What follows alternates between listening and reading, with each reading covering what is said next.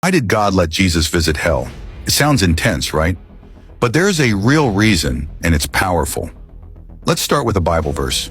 Ephesians chapter 4 verses 9 to 10 says, "What does he ascended mean, except that he also descended to the lower earthly regions? He who descended is the very one who ascended higher than all the heavens in order to fill the whole universe." This verse tells us that before Jesus rose and went back to heaven, he first descended. He went down to the deepest places, hell included. Why? Because he had work to do, even there. When Jesus died on the cross, it wasn't just the end of his suffering, it was the beginning of his victory. He went to hell to do three things: claim his authority, proclaim freedom, and defeat death itself. First, authority. Jesus had to show Satan and the forces of darkness who's really in charge. When Adam and Eve sinned, Satan gained some power over humanity. But Jesus' sacrifice changed everything. When he went to hell, it was like he was saying, "Hey Satan, I've paid the price. You're not in control anymore." Second, he proclaimed freedom. In 1 Peter 3 verse 19, it says Jesus made a proclamation to the imprisoned spirits.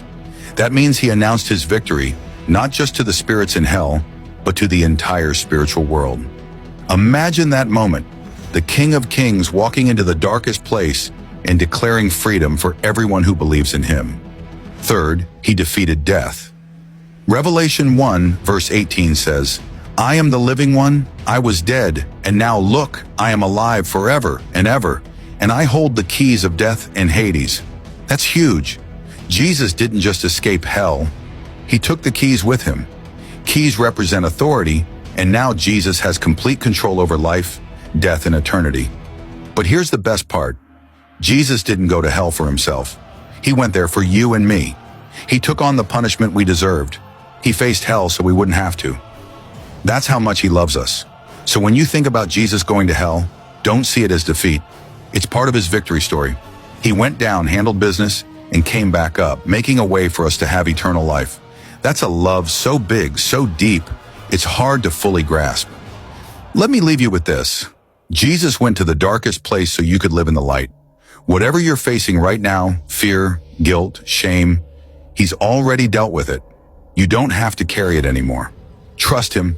He's already won the battle for you. Here's the thing. Jesus didn't just stop at defeating sin and death. He brought hope for you and me. When he took the keys of hell and death, it meant we don't have to live in fear anymore. Whatever has been holding you back, guilt, shame, fear, it doesn't have power over you now. Think about it. If Jesus could walk into the darkest place, face the worst, and come out victorious, what's stopping him from bringing you out of your struggles? He didn't just win the battle, he gave us the victory too. So next time you feel overwhelmed, remind yourself, Jesus already fought for you. You're not fighting alone. Trust him, because with him, victory is yours.